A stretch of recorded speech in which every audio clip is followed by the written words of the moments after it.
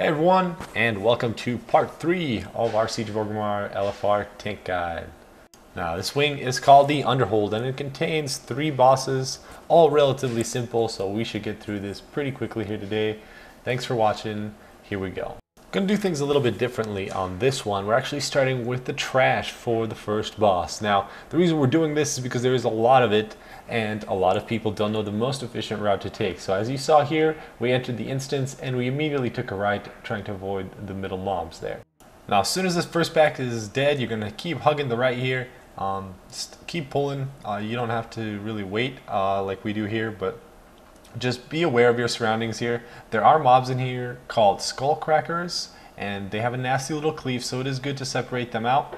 In addition to that, there are also mobs on wolves. Now, these wolves have a fear, which you cannot break out of, which seems a little bit silly to me because I've been using Zerk Rage to break out of fear since Vanilla Nixia, and for some reason these guys just have a super duper fear. So whatever. But keep an eye on your surroundings and then follow the path that we take here. It'll have you encounter the fewest mobs. You'll see a couple of the pulls where you separate these skull splitters out just to make things a little bit easier on the healers. It does get a little bit intense if you pull too many extra packs, but people should kind of start following the tanks. Make sure you guys are clearly marked. And I'm just going to speed up, so just pay attention to how we kind of cut through these hallways, and you'll be good to go on to the first boss in no time. And for those of you that don't particularly care about the trash, I'm going to go ahead and include a link to skip forward to the first boss. I'm not going to narrate the rest of this trash. It's just kind of to show the direction which you should take when you're moving to the first boss.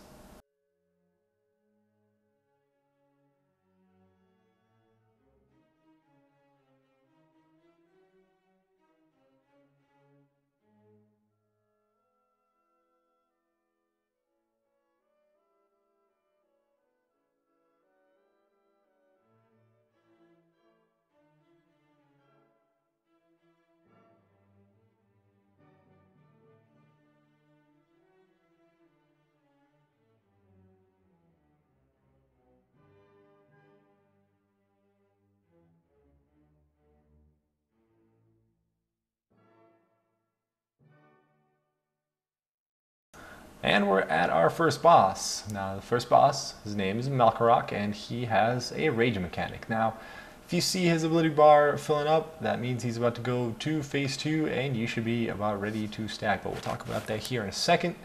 The rest of this fight, as far as just a pure tanking perspective goes, if you don't want to worry yourself with the raid leader responsibilities for it, is real simple. Alright guys, all you're going to be doing is watching your other tank's stacks of a debuff called Fatal Strike. Now, Fatal Strike is going to go up relatively quickly. Don't worry about that. You have to swap when it reaches 12 stacks. You can go a little bit higher to 15, but you should be taunting right around when it hits 12.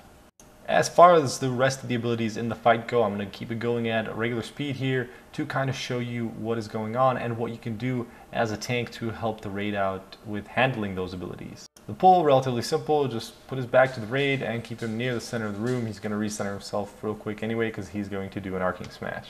Now, a couple things are going to happen when he does an arcing smash. You'll see him do a pie slice move, that is the arcing smash itself, there it is, and you will see a blue square appear there. Now, who does that is Chomp. He actually marks it for future reference for the second part of that ability. Now, with those purple void zones there, what needs to happen is that at least one person needs to stand in each one so that it doesn't blow up and do raid damage. The more people that stand in it, the less damage those people are going to take. Now, the way this fight's going to progress is he's going to do 3 of these arcing smashes. Now, the reason you're marking these is because at the end of the 3 smashes, he's going to do a breath, and after he does the breath, he is going to detonate those areas that were previously hit by an arcing smash. Now, this is why we as tanks are marking them. Now, somebody else might already be doing that in a raid you're in, but if they're not, I would recommend you open up that little raid pullout window there on my top left and you get ready to mark those, because you will always have assist. It's just a safe way to mark it. So right now we have 3 areas marked: blue, green, and purple. Here comes the breath. Boom. Now, this is the entirety of phase 1. Basically, you'll go through 2 of these arcing smash cycles where he will put down 3 arcing smashes and then detonate the areas that he hit previously. As soon as he does the second cycle, he'll be at full rage and he will go into the next phase. And these 2 phases will just alternate back and forth throughout the rest of the fight until you kill the boss. So that being said, I mean, they are just timed phases, and you're getting through these arcing smashes. Now what you'll do is, if you're not tanking, go ahead and help out with these void zones. It's good practice, and it does help the rate a bit, so it's just good to do. The third arcing smash should be going out here in a second. Then again, he will detonate them, and we will show you real quick how to deal with Blood Rage. It's really simple. You're just going to stack up. It's beneficial to kind of mark an area where people should go to stack up. So right here you see me pull him. Here's the breath, and he is now in Blood Rage. So he's just going to start smashing us. We were a little bit off target here because some of them stacked on red and some of them stacked on me. And Chompy did move that red marker. So you'll see here, now we're all finally stacked up. It's just getting split in between us. No problem. This is just a little time phase, and you're back to doing exactly what you did before. So that's the fight. I'm going to fast forward through the rest of it, and that's Malkorok.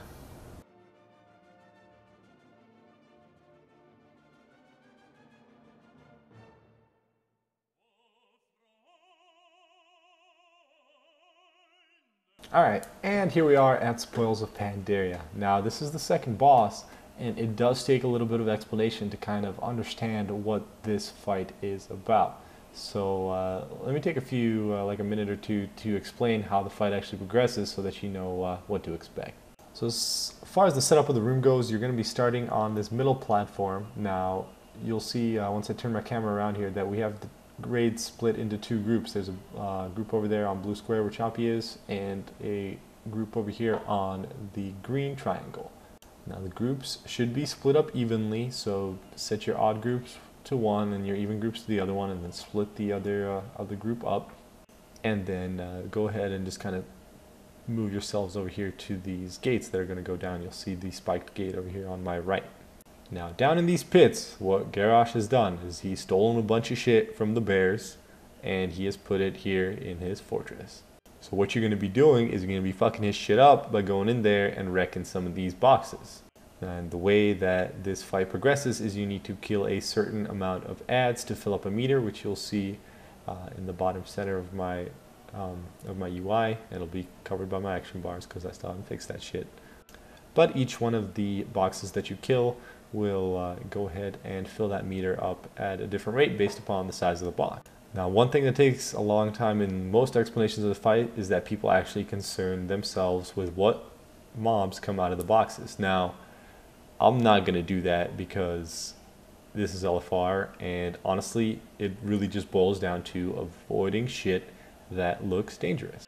And as far as the tanks are concerned, you just need to be pulling these guys so that the rest of the raid has some room to spread out in that little box down area. Now there is a time limit that you will need to be a little bit worried about. So you'll see that when I actually hop down and we do this first room, we are 1 second away from being wiped in that area. So that one was real close. You want to be quicker than that. You want to take a few more risks than I do here in this first room to make sure that you get it opened up on time. And you'll see that with the second room, it's a little more chaotic. Healers do a good job, but we opened it up way quicker. Now the way I would recommend to open up the boxes is open up both of the two huge boxes, then we'll call there's a middle box and a small box. Now when you break the two huge boxes, that will mean that you will not actually be killing all of the boxes in those areas. So when you hop down there, go ahead and pop open two little ones and one big one, and then as soon as that initial group's dead, start moving the big guy over to the second big box, which you should locate before you hop down here so you know where to go. Go ahead and look at both rooms so you know where both those big boxes are, so you kind of are able to take care of that positioning.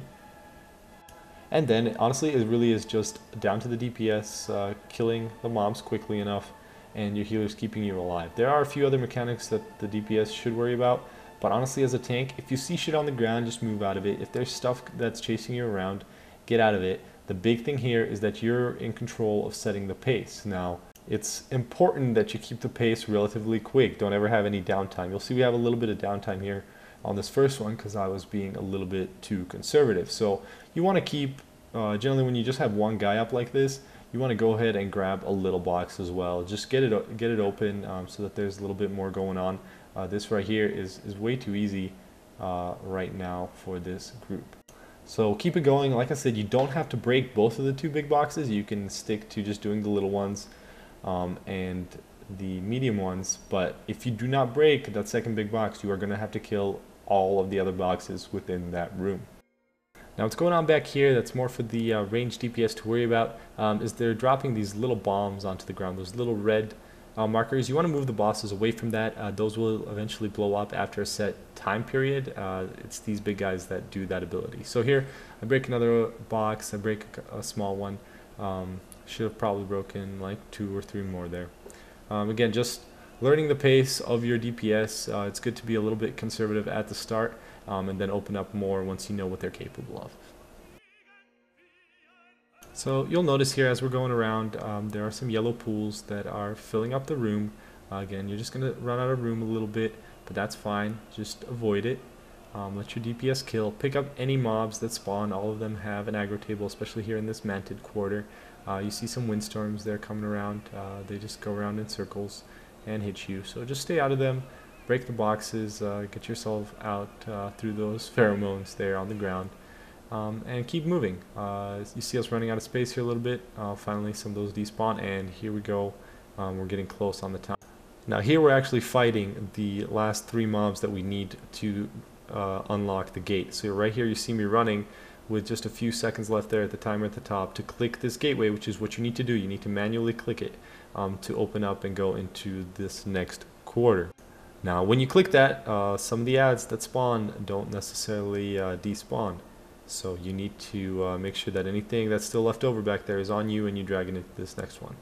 As soon as you get into this next quarter, follow the same procedure. Go straight for the big box, unlock that shit, and hit up some more little boxes. You can go ahead and hit up 2 to start with, pick up the big guy, and pick up any other ads that come out. Now in the Mogu phase, you see these Mogu statues run around like bosses. They go and they are going to move, and then they do a little dick smash there at the end. DPS needs to take care of those. They have no aggro table, so you do not worry about them. You worry about picking up any other ads and make sure that you click the boxes. Remember, open boxes, that's the way you're setting the pace for this fight. That's what you need to worry yourself with.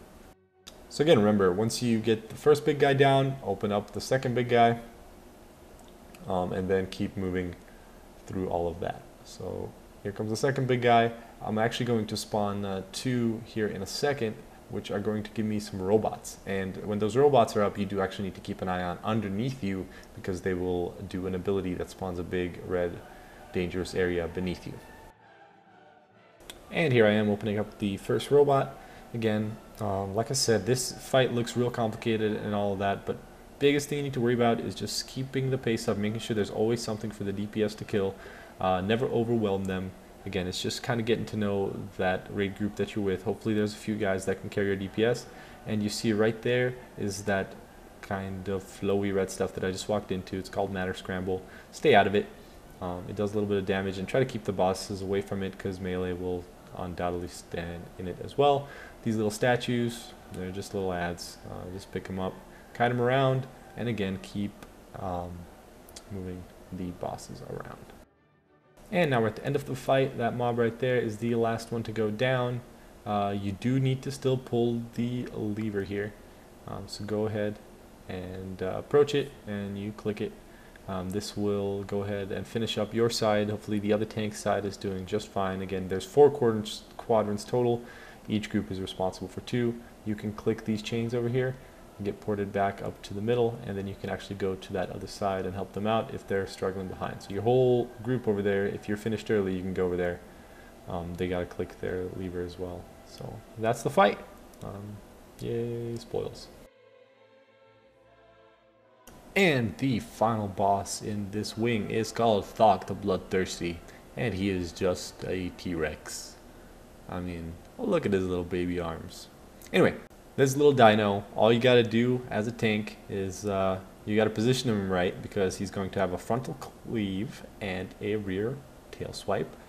So that actually also comes down to your DPS not standing like idiots in the tail swipe or in the cleave, but kind of keep them turned to the side so that they don't really have to worry about that. You're also going to be swapping at 3 stacks of various debuffs. Now DVM will always announce which stacks going on the tank currently, but just remember 3 stacks is when you taunt all the time. The only time where this might be a problem and you might have to take it all the way up to 4 is on the frost phase. Now the way this fight works is a little bit adorable because the dinosaur is just going to eat a bunch of dudes and they're all like nature or water or fire. And based on that, all of its abilities are going to switch a little bit. So it's pretty cool, but it is really, really simple. Just position the boss so he doesn't fucking gib people. And you should kind of try to follow a similar gate opening procedure that we do here. So each one of these gates that a jailer will drop the key for when Thok goes into phase 2 will produce a different guy. And when Thok eats that guy, he will get abilities, like I said before. Now, the way we do it in this one is going to give you the fire guy last, and because you are likely to kill Thok during that phase, that's actually what you want to happen, is have that fire phase be last. Now remember, when you tank swap, try not to move the boss at all, that way the melee don't have to adjust for a tail swipe, because it's likely they're not going to. So whenever you're picking up Thok, don't taunt until you're all the way in front of him. So he starts off in this little Sonic phase. Chompy's going to taunt off me here in a second, and then I'm going to get ready to pick up a jailer. So we'll show you how that is, and we're going to be starting here at the near side front left gate as you come into the room. So again, the first door that I would recommend opening is the one that is on the left side, closest to the entrance from where you enter Thok's chamber. So here comes a jailer. He is ready to fight. He's ready to brawl. All you gotta do, pick him up and move him over to the gate where that you're going to open. What's gonna happen is during this phase, Thok is going to be fixating on people, and he's going to target them somehow through a giant red laser beam, because dinosaurs have that. And when he's chasing, you want to be out of the way of this giant dinosaur. Now, this jailer's going to die. I'm going to click his body, and that's going to give me a little debuff there that is a little key. And I just run over to this gate and wake these motherfuckers up and get them to try to join the fight, because they're trying to be a badass, and they're just going to get ate up. Again, it's real important that you stay out of Thok's way. It's forgiving on LFR, and people don't necessarily know how to kite well, but just stay out of his way. If you see a little red laser beam near you, run. Okay, and honestly, with the exception of a few color changes and adjustments that you can make to handle the tank swap debuffs a little bit better, that's the fight. Now what we do is, on an acid stream, we actually swap at 2 stacks to keep the damage down. And again, on the frost debuff, sometimes it gets applied in such a way that one tank will actually have to eat 4 stacks. So the way the doors are going to go is Chompy's actually already going to be picking up a jailer over on the far side, so on the right near side as you walk into the room. So the order of the doors that we follow here, and is generally recommended by us, is to go near side left, near side right, and far side right. So I'm going to go ahead and cut to us opening that door. We'll be in a fixate phase there. Again, for you as a tank, this is all you should be doing, because you have a giant boss to be maneuvering, so there's not a little bit of utility that you can be. There's no other adds besides the jailer. It's just a pretty straightforward fight on LFR, nothing to really worry about. Here Thok's moving to that right side door, that near side right, that's the second door. It's going to be the frost debuff once he eats this guy. So just stay out of his way. If you're tanking the jailer, tank the jailer. If you're not, then you can wail on the boss a little bit with your sweet tank deeps. And here we go, he's nommed up the frost guy. He's now applying a frost tank debuff. That's all you really got to worry about.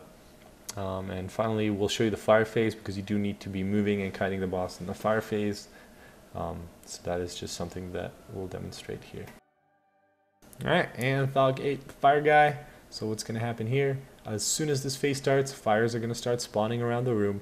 You just pick the dinosaur up. Remember, you still have to swap at 3 stacks of the debuff, and just kind of move him. You can backpedal here. No penalty for backpedaling on this. Keep him backpedaling at a decent pace to keep your raid moving with him, and just kind of move him around the edges of the room here, and help the raid keep moving. That's all. Just gives them a little bit more room to spread out. The fire does spawn pretty quickly, and it looks pretty hectic. So make sure you dodge and weave through it, and then again, hopefully your other tank knows how to pick up some tank swaps.